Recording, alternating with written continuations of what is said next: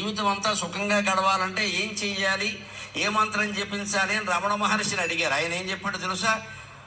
అరగంటకోసారి ఇదంతా కళ, ఇదంతా కళ, ఇదంతా కళ అనుకో, సుఖంగా ఉంటామన్నాడు. మనం అనుకుంటామా? మంచి ఖరీదైన ఆభరణం కనగానే కళ ఏంటి, వజ్రాలు అదిరిపోతుంటే అంటాడు.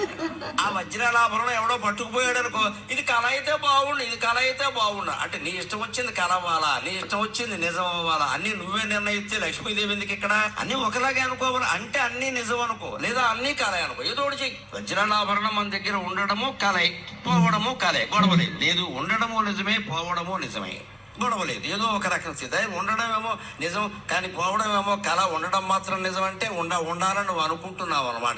ఈ అనుకోవడంలో ఉంది సమస్య అంతా. ఈ ఏమీ అనుకోకుండా ఏది వస్తే దాన్ని స్వీకరించడం ఉంది, దాన్నే జ్ఞానం అంటారు. అంతా ఒక్కటే అయినప్పుడు నీకు ఏది వస్తే ఏముంది ఇక్కడ? జీవితం అంతా సుఖంగా గడవాలంటే ఏం చెయ్యాలి, ఏ మంత్రం జపించాలి అని రమణ మహర్షిని అడిగారు. ఆయన ఏం చెప్పాడు తెలుసా? అరగంటకోసారి ఇదంతా కళ, ఇదంతా కళ, ఇదంతా కళ అనుకో, సుఖంగా ఉంటామన్నాడు. మనం అనుకుంటామా? మంచి ఖరీదైన ఆభరణం కనగానే కళ ఏంటి, వజ్రాలు అదిరిపోతుంటే అంటాడు.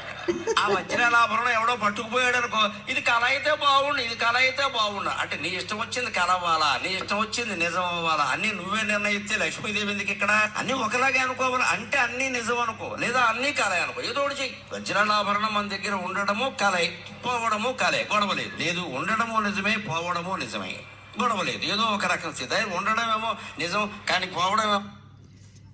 మరి మానవ సహజం కదండి గురువుగారు. ఉప్పు కారం తిని బతుకుతూ ఈ సమాజంలో ఉన్నప్పుడు ఇవన్నీని చాలా కష్టమే నియంత్రించుకోవటం.